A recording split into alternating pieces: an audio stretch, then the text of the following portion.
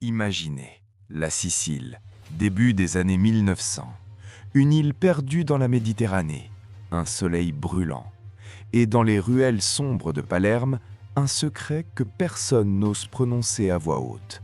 Pas de nom, pas d'adresse, pas de téléphone, juste un regard, et vous savez. Aujourd'hui, on entre à l'intérieur de l'organisation criminelle la plus ancienne, la plus mystérieuse et la plus meurtrière de l'histoire humaine, rang par rang, de l'homme le plus bas jusqu'à celui dont personne ne connaît le visage. On va vous faire un choix. Si vous acceptez, vous ne pouvez plus sortir. Bienvenue dans la Cosa Nostra. Tout commence par un serment. Pas dans un bureau, pas dans une salle moderne, dans une pièce sombre avec des bougies, des hommes en costume et une image de saint posée sur une table en bois. On coupe votre doigt, on fait couler votre sang sur cette image et on met le feu. Vous regardez brûler et vous dites ces mots « Je brûle comme ce papier si je trahis la Cosa Nostra ». Ce serment, on l'appelle le giuramento. Et ce n'est pas symbolique, c'est un contrat dont la seule clause de résiliation, c'est la mort. Vous avez peut-être 17 ans, peut-être 20, vous venez d'un quartier pauvre de Palerme où les perspectives sont nulles, et cet homme en face de vous, il vous offre une famille, une protection, un revenu. Mais voilà ce qu'il ne vous dit pas. Une fois dedans, votre vie ne vous appartient plus. Votre mission est simple, faites ce qu'on vous dit. Conduire la voiture, porter le paquet, surveiller la rue. Chaque geste est observé, chaque décision est notée, parce que dans la Cosa Nostra, on ne recrute pas des employés, on recrute des soldats. Et un soldat qui désobéit n'est plus un soldat, il devient un exemple. Taux de survie à ce rang, 65%. Vous avez prouvé votre obéissance, vous avez prouvé votre discrétion, et maintenant, on vous fait entrer en combinaison. C'est le terme officiel. Vous êtes un membre à part entière de la famille. Ce jour-là, votre vie change. Vous portez une arme, pas pour vous défendre, pour faire régner l'ordre, l'ordre de la famille. Votre travail principal, le pizzo, la protection.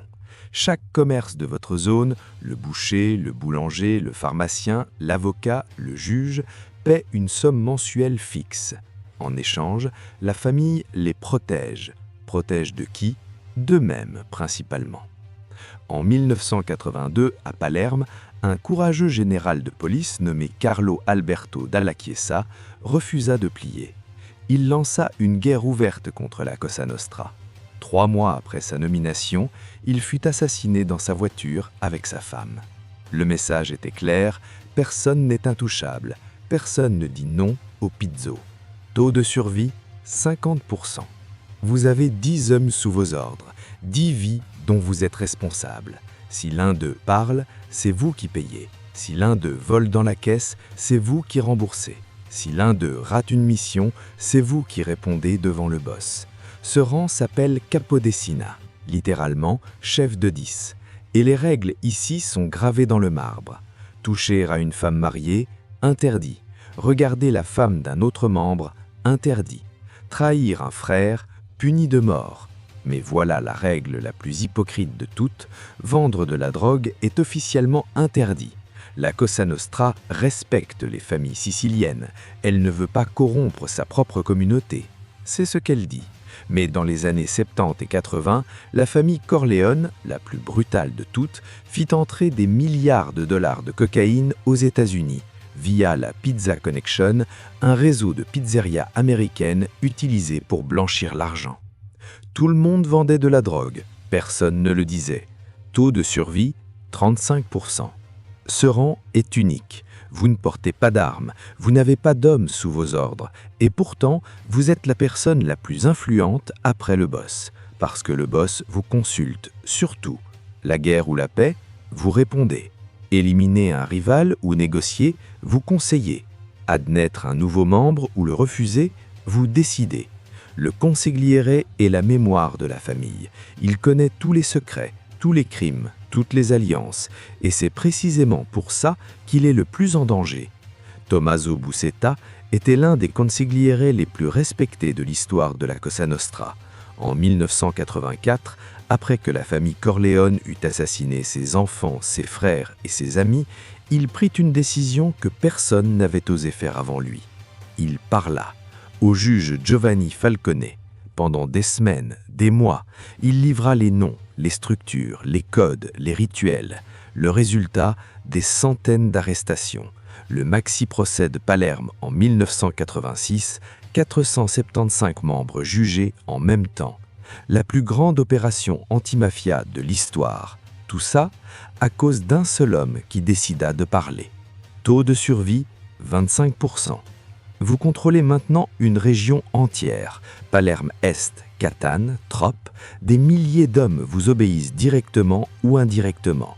L'argent qui arrive chaque mois dans vos caisses, des millions, des dizaines de millions.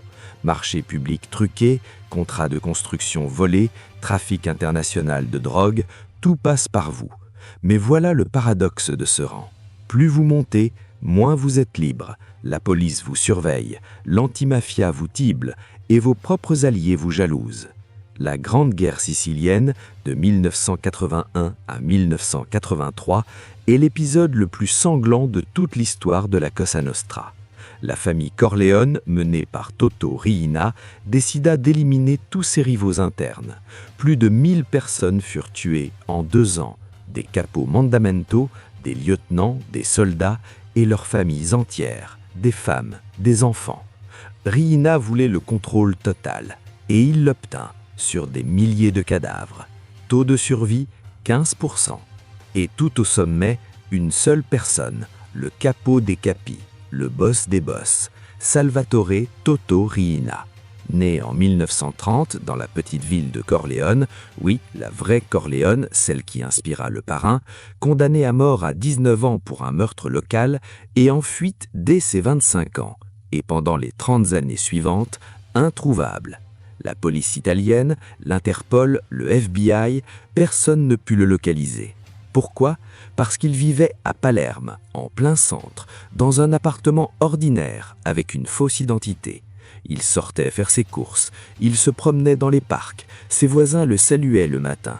Il ne savait pas qu'il disait bonjour au homme le plus recherché d'Italie. L'homme qui avait ordonné l'assassinat des juges Falcone et Borsellino, les 2 magistrats les plus courageux qui aient jamais osé s'attaquer à la mafia. En mai 1992, une tonne d'explosifs fut placée sous l'autoroute de Palerme. La voiture de Falcone passa dessus, l'explosion fut entendue à des kilomètres. Falcone, sa femme et 3 gardes de corps moururent instantanément. 2 mois après, Borsellino fut tué dans un attentat à la voiture piégée. L'Italie pleurait. Riina, lui, dormait dans son appartement ordinaire de Palerme. Il fut finalement arrêté en janvier 1993. 30 ans de cavale, une vie entière passée dans l'ombre. C'est ça le vrai prix du sommet. Pas le luxe, pas la liberté, l'invisibilité totale et la solitude absolue. Taux de survie, 5%. Mais ces 5% vécurent plus longtemps que tout le monde. Du picciotto qui brûle un bout de papier dans une pièce sombre, au capo des capis qui dort dans un appartement ordinaire pendant que le monde entier le cherche, chaque rang de la Cosa Nostra avait un prix. Et ce prix, c'était toujours la liberté de quelqu'un, ou la vie. La Cosa Nostra existe aujourd'hui, moins visible, moins silencieuse, mais toujours là, dans les marchés publics, dans les ports, dans les villas discrètes de Sicile. L'omerta, le silence, est toujours la règle numéro 1, et ceux qui la brisent ne vivent pas longtemps pour le regretter. Alors une dernière question pour vous, à quel rang auriez-vous survécu ? Écrivez votre réponse en commentaire, soyez honnête, et si cette vidéo vous a appris quelque chose que les livres d'histoire ne vous ont jamais dit, vous savez exactement ce qu'il vous reste à faire. Ce bouton d'abonnement, il est juste là, un clic. Et la semaine prochaine, vous entrez dans les rangs du Yakuza japonais. Une organisation encore plus ancienne, encore plus codifiée et avec des rituels que vous n'imaginez même pas. Ne manquez pas ça.